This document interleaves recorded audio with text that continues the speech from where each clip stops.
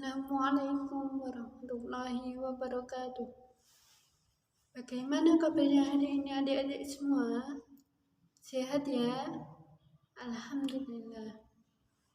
Sebelumnya kita perkenalan terlebih dahulu ya. Perkenalkan, nama kakak Kak Farah. Sebelum memulai pelajaran pada hari ini, marilah kita berdoa terlebih dahulu. Berdoa mulai.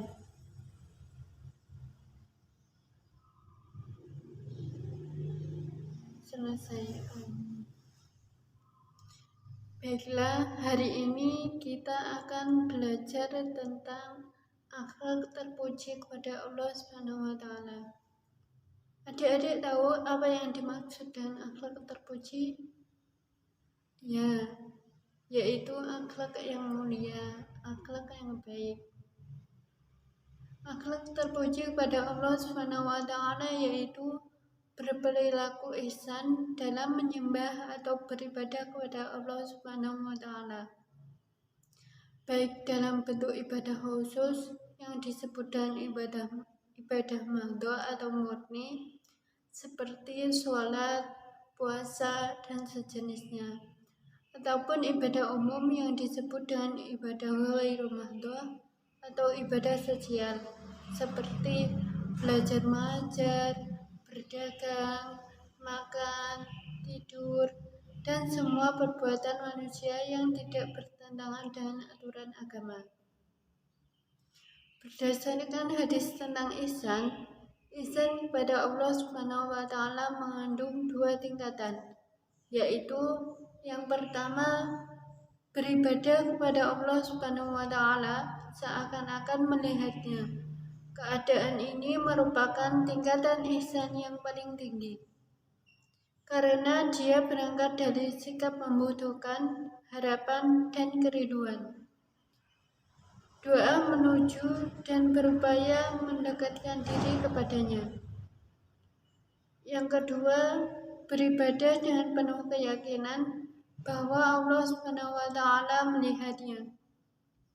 Kondisi ini lebih rendah tingkatannya daripada tingkatan yang pertama, karena sikap ihsannya didorong dari rasa diawasi dan takut akan hukuman. Contoh-contoh akhlak terpuji kepada Allah Subhanahu wa Ta'ala di antaranya adalah yang pertama ada sikap ikhlas. Ikhlas adalah mengerjakan ibadah semata-mata mengharapkan ridho Allah Subhanahu wa Ta'ala. Keikhlasan seseorang tergantung pada niatnya. Jika niatnya baik, maka hasilnya akan baik.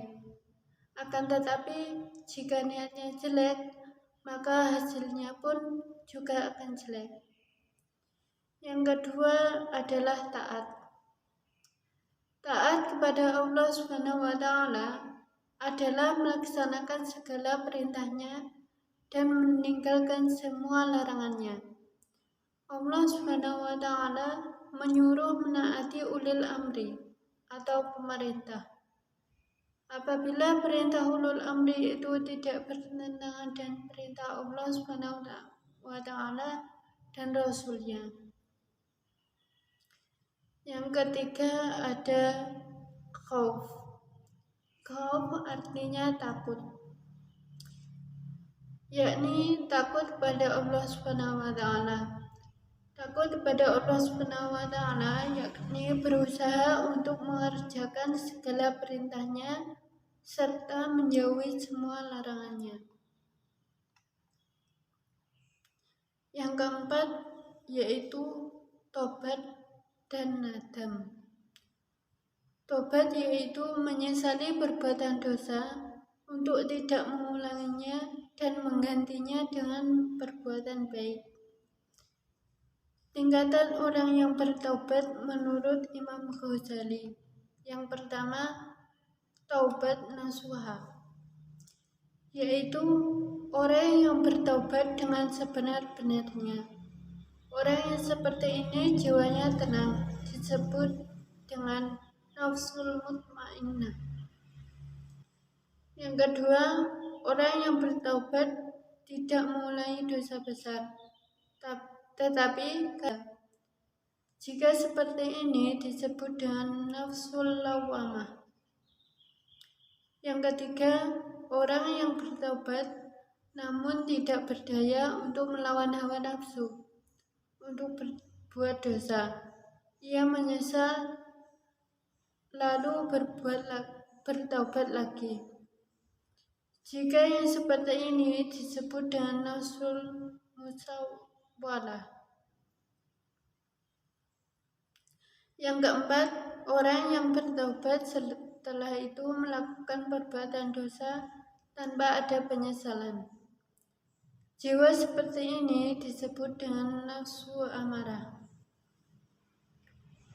Itu tadi sedikit pelajaran hari ini. Apakah bisa dipahami adik-adik?